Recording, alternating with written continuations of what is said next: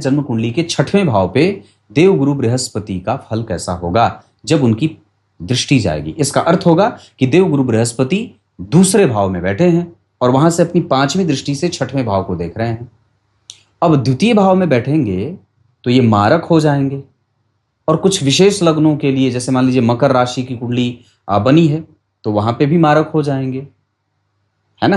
द्वितीय भाव में अगर वो शत्रु की राशि में बैठे हैं, 3 में, 6 में, 2 में, 7 में, 10 में, 11 में, इन सभी राशियों में अगर देवगुरु बृहस्पति द्वितीय भाव में बैठे हैं तो वहां से बैठ करके वो आपके 6वें भाव को देखेंगे। तो ये कई बार आपको ऋण में लेके जा सकते हैं। आपकी वाणी कठोर हो जाएगी, आपके एजुकेशन में बाधा आएगी, आपके विवाह होने में परेशानी होगी, विवाह होने से पहले कट जाए, टूट जाए, पिट जाए, होते होते रुक जाए, इनिशियल एजुकेशन में कमजोरी आती है, व्यक्ति के दिमाग में गलत विचार बनते हैं, उसकी वाणी बड़ी कड़वी कठोर हो जाती है। ये द्वितीय भाव में बैठने का फल होगा और देखने का फल ऐसा ही मिला जुला होगा। आपको ऋण लेना पड़ता है।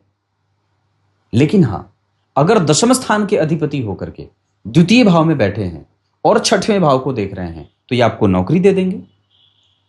अगर एकादशवें भाव के स्वामी होकर के द्वितीय भाव में बैठे हैं तो भी आपको नौकरी दे देते हैं। अगर नवम स्थान के स्वामी होकर के द्वितीय भाव में बैठ करके और 6वें भाव में बैठ रहे हैं तो भी आपको ऊंची प्रतिष्ठा दे देते हैं। अगर चतुर्थ स्थान के अधिपति होकर के द्वितीय में बैठ करके 6वें भाव को देख रहे हैं तो भी नौकरी बहुत बढ़िया दे देते हैं।